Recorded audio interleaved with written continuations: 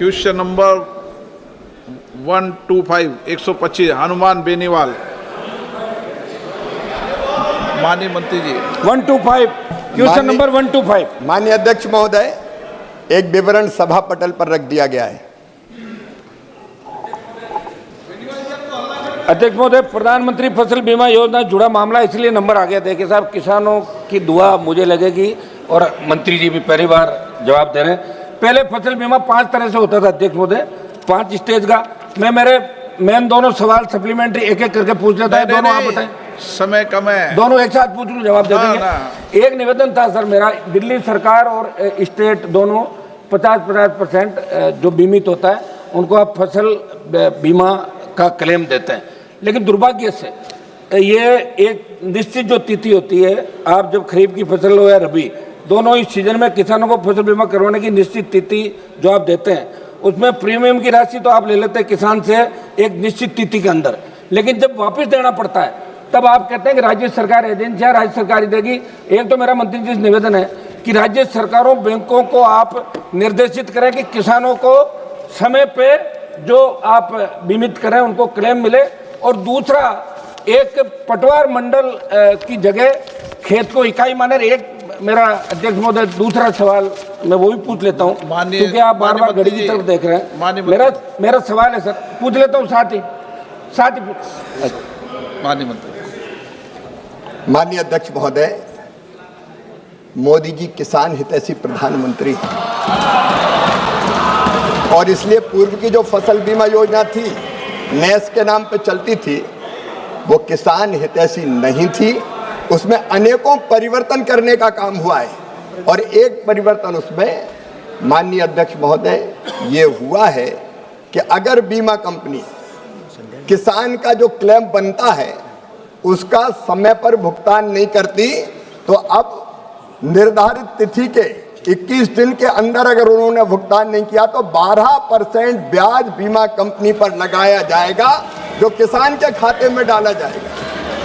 दूसरा माननीय अध्यक्ष महोदय, मैं ये भी निवेदन करना चाहता हूं, कई बार राज्य सरकार के शेयर आने में देर होती है। कुछ सरकार तो ऐसी हुई जिनने शेयर कह दिया कि हम किसान का देंगे और दिया ही नहीं। जैसे आंध्र में जगन जी की सरकार थी तो मामला अटक गया था। अब हमने ये तय कर दिया कि राज्य सरकार अपना शेयर दे ना दे, केंद्र सरकार अपना शेयर डाल देगी, और राज्य सरकार भी शेयर देने में अगर देर करेगी तो 12% ब्याज उस पर भी लगेगा और किसान के खाते में वो डाला जाएगा। ये व्यवस्था भी मोदी जी की सरकार ने करने का काम किया है। और माननीय अध्यक्ष महोदय, हमने ये भी तय कर दिया है कि जो राज्य सरकारें लोकप्रिय निर्णय ऐसे करते हैं कि हम देंगे किसान का पैसा, वो किसान का पैसा निर्धारित अवधि के अंदर उनको देना पड़ेगा। कई बार देते नहीं, जैसे आंध्र प्रदेश में जगन की सरकार ने 3 साल दिया ही नहीं, किसान फंस गया। लेकिन वो भी अब निश्चित समय सीमा में उनको देना होगा, तभी बीमा माना जाएगा। पूरा जवाब दे दो मंत्री जी, 1 मिनट बचा है। वो पूछ ले, एक सवाल और पूछ ले। पूरा ही बोल दो इस पे ही।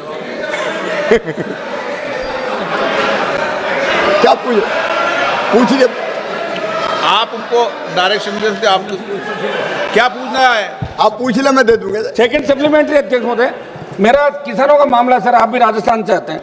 अध्यक्ष महोदय, मैं मंत्री जी से ये जानना चाहता हूं कि बीमा कंपनी ने सर्वेयर काफी कम संख्या में लगा रखे हैं और बिना सर्वेयर के अगर कहीं फसल खराब हो जाती है, पटवारी वगैरह कर देते हैं, तो कह रहे सर्वेयर की अनुपस्थिति में हुआ, तो ये आदेश फरमाएं बिना, या तो सर्वेयर पूरे लगाए आप गांव जहां स्थित बहुत कम संख्या के अंदर सर्वेयर है, तो इसको आप क्लियर करें साहब।